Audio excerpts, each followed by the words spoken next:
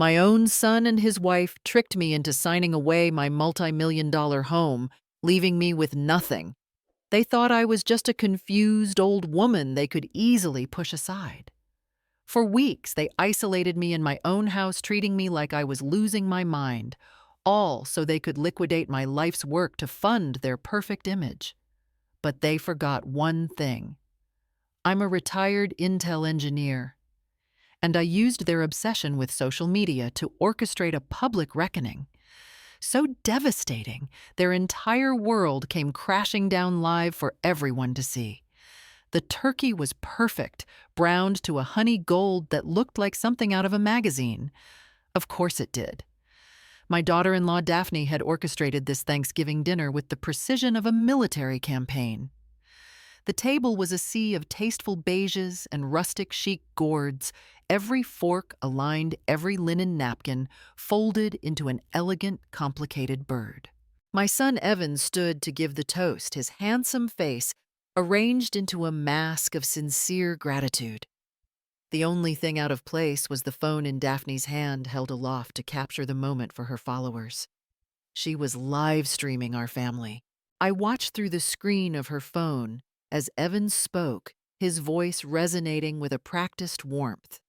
He talked about family, about legacy, about the importance of caring for those who had cared for us.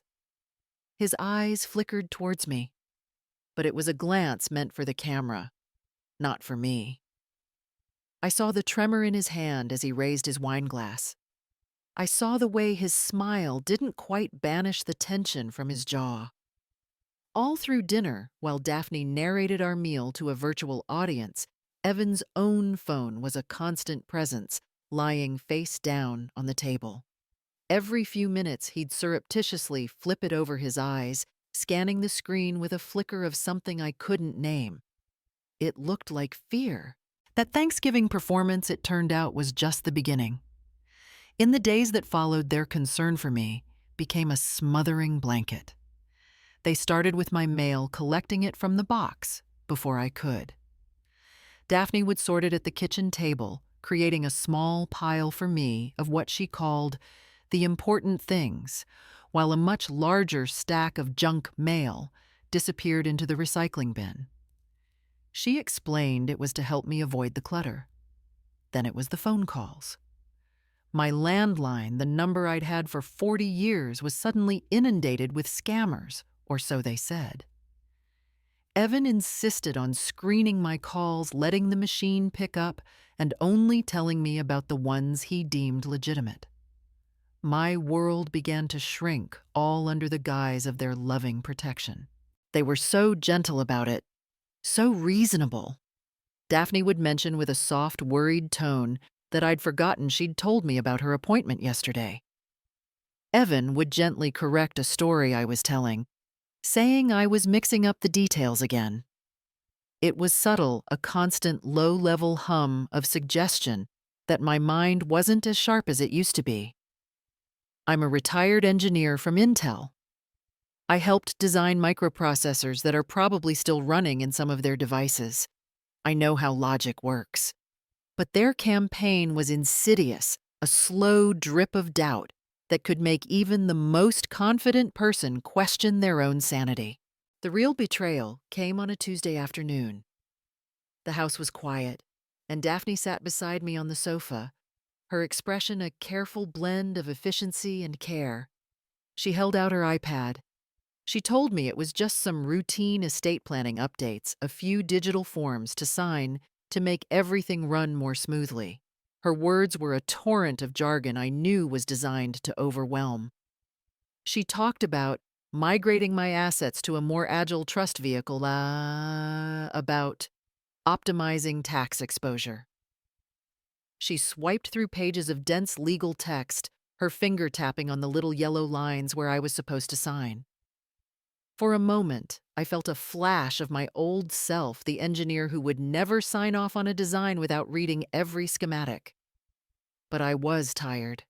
I was being made to feel old and slow, and I didn't want to be difficult. So with a feeling of deep unease, I took the stylus and signed my name on the cool glass screen, again and again. One of those signatures I would later realize was on a quitclaim deed. I had just given them my house. That night, sleep wouldn't come. The unease from the afternoon had curdled into a cold knot in my stomach. I got up and walked through the silent halls of my home, eventually stepping out into the garden for a breath of cool night air. And that's when I heard it.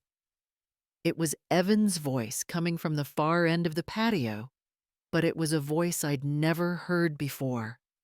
It was thin, frayed, and cracking with panic. He was whispering furiously into his phone. He said the seed funding was a ghost, that the whole algorithm was fake. I heard him use the slang of his world, the sterile words of Silicon Valley, to describe his utter ruin. He muttered that they had to pivot hard, that if they didn't, they were facing a total cascade failure. He mentioned a deadline, a final one that was just days away.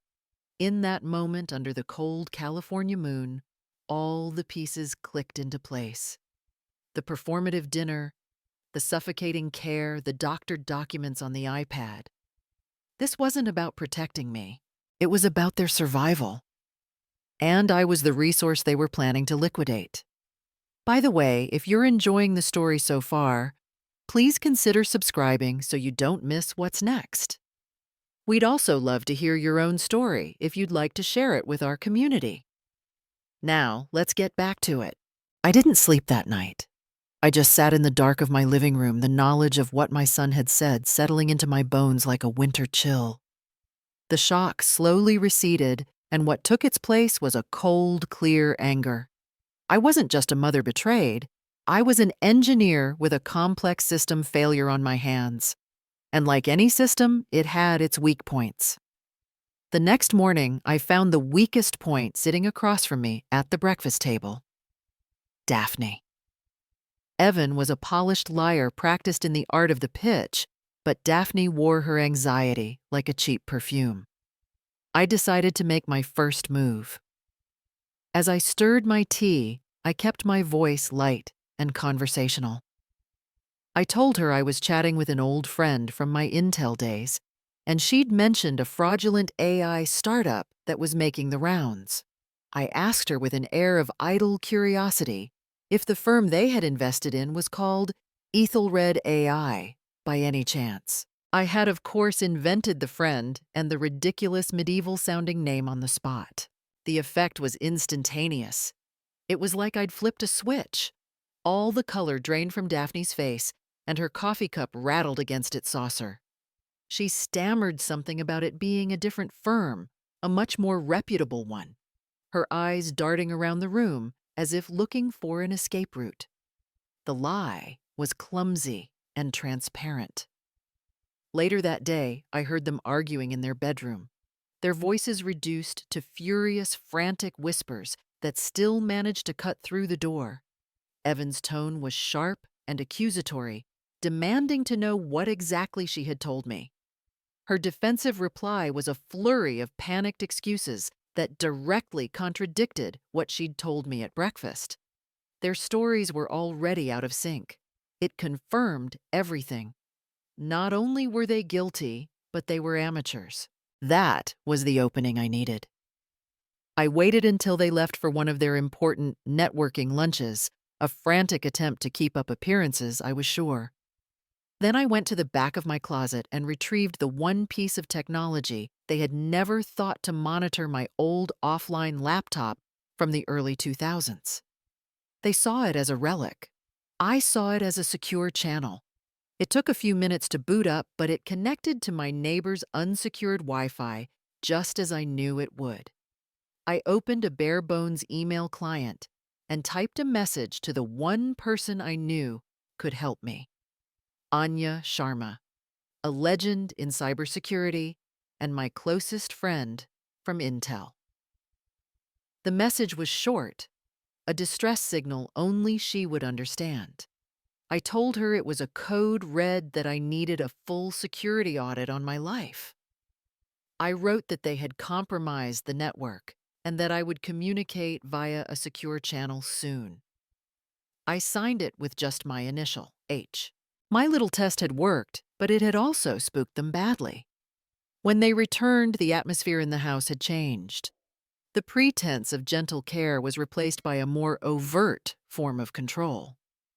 Evan announced he was disconnecting the landline, explaining with a condescending smile that it was an obsolete system and a security risk.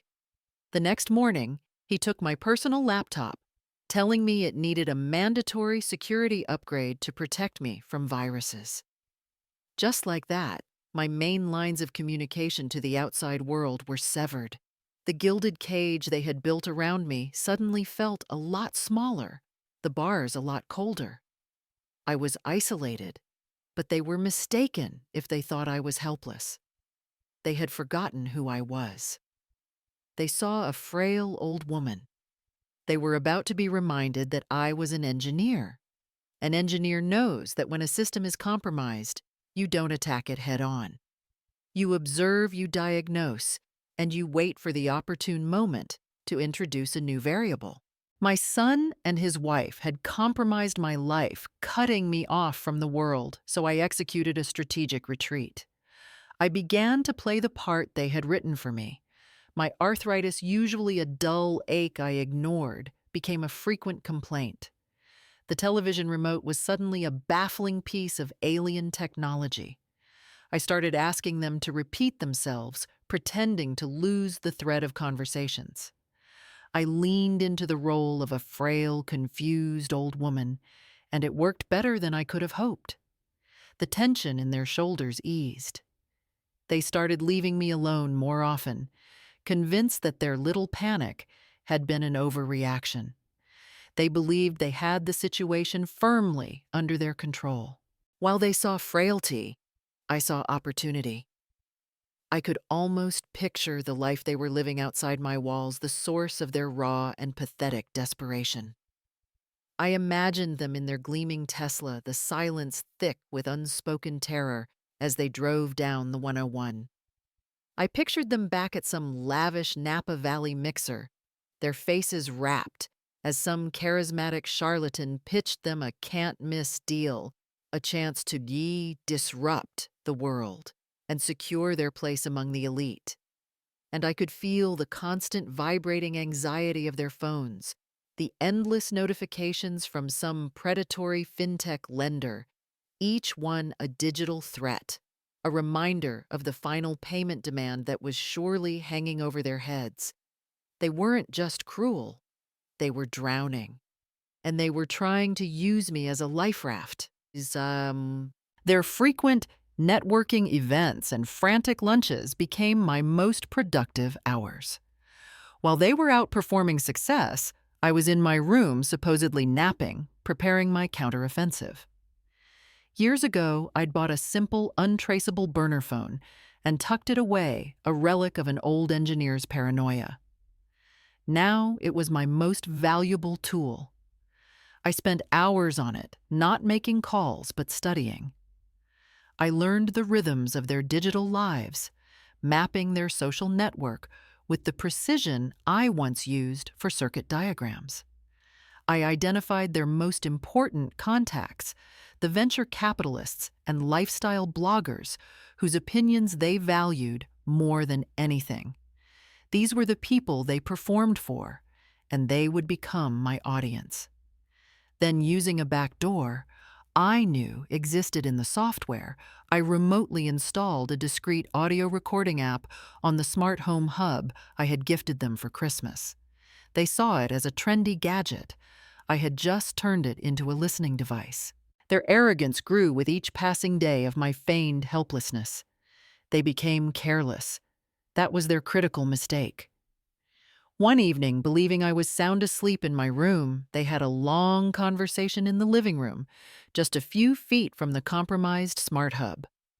I wasn't asleep. I was listening to every word my burner phone pressed to my ear. They talked openly about the timeline. They had a buyer for the house, and the deal was moving fast. They discussed the story they would spin on social media, a sickeningly sweet narrative about how they were moving me to a wonderful, state-of-the-art assisted living facility, framing it as my dream come true. They laughed about how relieved they would be when it was all over. I lay there in the dark, my anger a cold, hard stone in my chest, as my phone captured a perfect, undeniable recording of their entire malicious plan. The trap was set. Now all I had to do was wait for them to walk into it. I had the evidence. The next step was to deploy it. My message to Anya had been received, and her reply was a single cryptic sentence sent to my burner phone, confirming a date and a time. The waiting was the hardest part, but I maintained my performance of a doddery old woman, moving slowly, speaking haltingly. Then, right on schedule, the doorbell rang. It was my ally making her move. Anya Sharma arrived, but not as a lawyer or an old friend. She was brilliantly disguised as a high-end feng shui energy consultant, a profession so perfectly tailored to Daphne's obsessions that it was like a key turning in a lock. Daphne, completely captivated by the idea of optimizing her home's wealth corner, was immediately taken in. She granted Anya, my Trojan horse, full and enthusiastic access to every room for a complete energy audit. I watched from a distance as Anya moved through my house, speaking in hushed, serious tones about energy flows and blockages. Finally, she requested a private energy consultation with both Evan and Daphne in the living room, the very room where they had plotted my future. I waited in my bedroom, my heart pounding a slow, steady rhythm. Later, Anya would tell me exactly what happened. She dropped the gentle facade, her voice becoming crisp and professional. She placed a small, sleek speaker on the coffee table, and then she pressed play. My voice wasn't on the recording, only theirs. The snippet was short, but crystal clear, their entire plan to sell my house and move me into a home punctuated by their laughter. The sound of their own treachery played back to them in the quiet of the afternoon shattered them. Evan broke first. It wasn't a defiant denial, but a complete and utter collapse. He confessed everything, the words spilling out of him in a raw, shameful torrent. He told Anya about the scam, the crippling debt, the crushing terror of being unmasked as a failure in front of their peers. It wasn't the confession of a monster, but of a desperate, terrified man who had made a series of terrible choices. The confession immediately fractured their corrupt alliance. As soon as Evan finished, Daphne, horrified and exposed, turned on him. She blamed his recklessness, his bad investments. He didn't even hesitate before firing back, his voice thick with resentment, pointing out her insatiable demand for the lifestyle that had fueled their debt in the first place: the Teslas, the Napa weekends, the private schools. Their partnership, built on a shared fantasy of success, dissolved into a pathetic squabble of blame and mutual recrimination right there in front of Anya. That was my cue. I walked into the room. I was no longer stooped or hesitant. I stood tall, my posture strong, my eyes clear. They both flinched when they saw me, their faces masks of pure terror. I was no longer the victim in their story. I held up my phone, the screen dark, and my voice was chillingly calm when I spoke. I thanked them for the confession, telling them I had everything I needed. Their eyes were wide, trapped. They had no idea what I was planning, only that they had lost all control. I told them I was hosting one final family event the next day. I explained that it would be live-streamed, that they would be there, they would be smiling, and for the very first time they would listen. They were left there powerless, trapped between the public exposure they feared more than death and the woman they had so foolishly, so completely underestimated.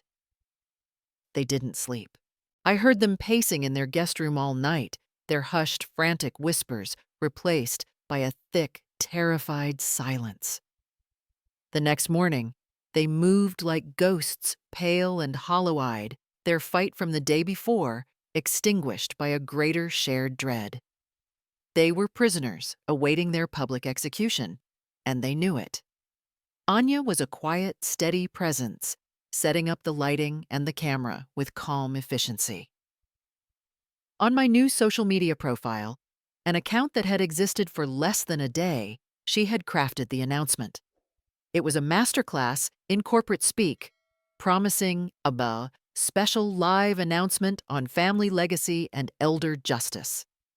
Then she tagged them all, every venture capitalist on Evan's contact list, every tech journalist who had ever quoted him, every lifestyle blogger who followed Daphne's curated life.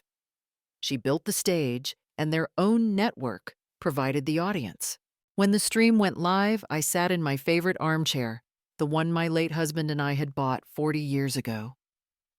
Evan and Daphne were seated on the sofa opposite me, just in the frame, their faces pale and stiff. I began by speaking about the valley, not the one of today, filled with superficial status and fleeting apps, but the one I had helped build. I spoke of the difference between foundational value and a curated image of the legacy of building things that last versus the performance of success. Then I told the audience I had a case study to share. With a nod to Anya, the audio filled the room. It was their voices, crisp and clear, laughing as they planned my future in a state-of-the-art facility. I watched their faces as their own words condemned them. Then Anya screen-shared the next exhibit, a side-by-side comparison of the fraudulent quitclaim deed my signature forged digitally next to the public notice of their impending loan default. It was a calm, factual, and utterly devastating dismantling of their entire reality. The judgment was not mine to give. It was delivered by the very world they had worked so desperately to impress. In a small window on the screen, I could see the live comment feed, and it began to scroll, then blur into an avalanche of condemnation. Names I recognized, their bosses, their rivals, their so-called friends all weighed in. The comments were brutal and swift. I saw the word hypocrites flash by then. This is monstrous. One comment from the head of their children's private school simply read, "We need to have a discussion." It was a reputational apocalypse unfolding in real time. Their meticulously curated identities were being vaporized by the digital mob they had once courted. They just sat there frozen on camera, watching their world burn to the ground. When the torrent of comments began to slow, I delivered the final consequences. My voice was even betraying no triumph, only finality. I announced that the fraudulent deed, thanks to Anya's legal team, had already been nullified. Then I addressed my plans for the house they had tried to steal. I explained that I was donating it effective immediately to a newly formed foundation dedicated to fighting elder abuse through technological literacy. I would, of course, retain a life estate allowing me to live here until my final day. I had not only saved myself, but had transformed their weapon of greed into a shield for others. They stared at me, their faces blank, with a shock that went beyond defeat. I let the silence hang in the air for a moment before delivering my last words to them, a clean and unbreakable boundary. I told them they were no longer welcome here. They left in silence. After the live stream ended, there were no tears, no final pleas.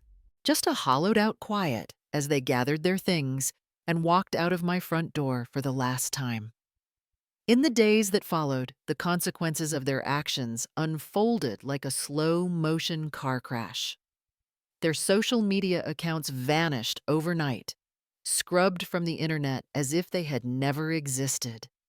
They became digital ghosts. Word trickled back to me through the quiet hum of the community that Evan had been fired, his position made untenable by the sheer volume of outrage.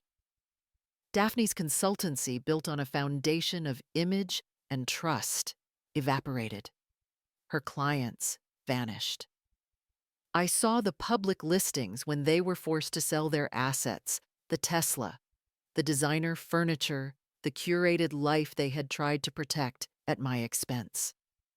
The financial ruin they had desperately tried to avoid had arrived, and it was worse than they had ever imagined. Months passed. The seasons changed. I learned of their divergent paths not because I sought the information, but because in a place like this, stories travel. Daphne, stripped of all pretense, was seen working a humble retail job in a neighboring town. The shame, it seemed, had burned away her arrogance, leaving behind a flicker of accountability. Evan, however, remained trapped in his own narrative of victimhood. He started a pathetic podcast, attempting to rebrand himself as a survivor of cancel culture, unable or unwilling to accept his own role in his downfall. He was still performing, but now to an audience of no one. My life, in contrast, had blossomed.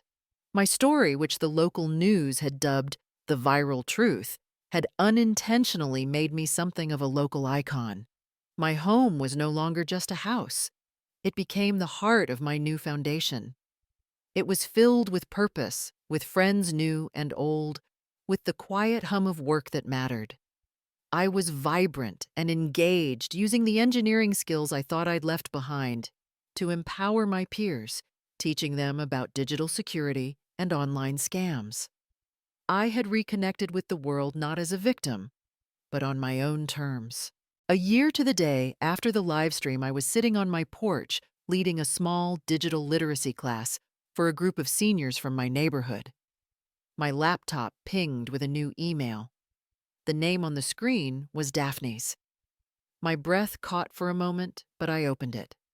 The message was short and formal. It didn't ask for forgiveness or money. It asked for the contact information of the Elder Abuse Foundation, explaining that a friend was in a similar situation and needed help. I read the message twice, a complex acknowledgement of the long, painful road she was on. It was a small step, but it was a real one. Without replying, I forwarded the foundation's details to her. Then I closed the laptop, shutting the door on that chapter of my life. I turned back to my friends, to the warm afternoon sun and their smiling faces. My peace earned my new reality secure and entirely my own. In the end, Helen's story served as a quiet lesson on the nature of value. Evan and Daphne had built a beautiful life, meticulously curated for an audience, but its foundation was hollow, built on debt and desperation. They learned that a reputation is the most fragile asset, easily vaporized by the simple weight of the truth. Helen, in her quiet way, demonstrated that true strength isn't in the image you project, but in the skills you cultivate and the integrity you maintain.